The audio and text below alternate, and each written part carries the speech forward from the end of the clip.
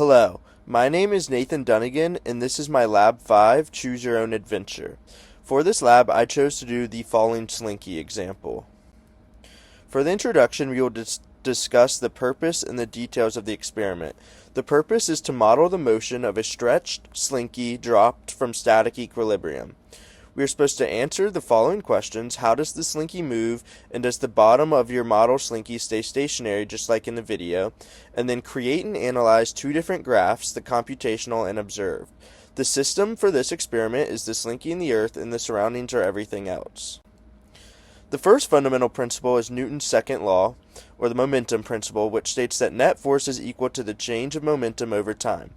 Then we would use the velocity update formula, which allows us to predict the final velocity of the system during a specified time interval, and the position update formula, which allows us to predict the final position of a system at a future time.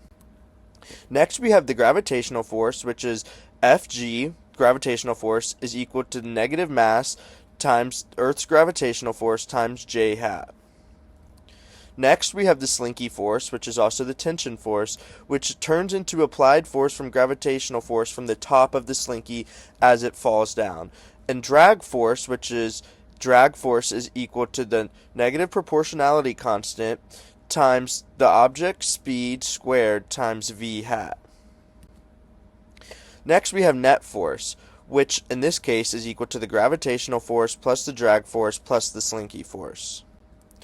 A brief preview and main result is that for the first part of the lab, the force of tension will be equal to the force of gravity, causing the bottom of the slinky to not move. However, after a certain amount of time, the bottom of the slinky starts to move due to a greater force of gravity than the force of tension. This computational model will be compared between a video tracker analysis, and we may expect slight differences due to tracker error. Graphs will show constant position for the first half as the bottom does not move, while the second half of the graph will show the position moving downward due to the force of gravity. Here is my observational model, which is a real-world demonstration of tension and gravity forces being equal for some period of time, and it provides observational data to be used in computational model. The initial conditions are that the mass is 0.25 kilograms, the initial position and initial velocity is 0, and delta t is 0.467 seconds. Now we will look at the computational model. With the initial conditions, we added the mass, the initial position and velocity, the gravitational constant, which is 9.8, and the proportionality constant for drag force, which we calculated to be 2.6. Next, we have the first loop. This is the loop that is used when the gravitational force and tension force are equal, causing the bottom of the sling to remain at a constant position. We have the gravity force formula talked about earlier, and the tension force formula talked about earlier, with net force being gravity force plus tension force, and then we have the updated position and velocity formulas that I talked about earlier as well. Next, we have the second loop, which is the loop for when the bottom of the spring starts to move downward, accounting for the drag force, and we have to account for the drag force. And the delta t is set to be the same time that the bottom starts to move in the observational model. And you can see that we use the gravitational force formula, the drag force formula, and the update position and velocity formulas that I talked about in the introduction as well. Now we will look at the results. The graph to the far left is my tracker graph, and the graph to my far right is my glow script graph. And then in the middle, I put the two graphs together using Excel.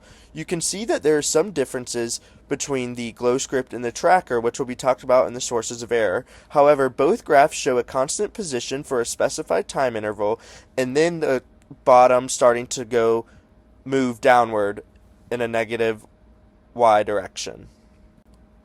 Possible sources of error could be possible tracker analysis user error with the tracking of the bottom of the sling, or the mass of the spring could have been off because we don't know the specified mass and I only used the average mass of a spring.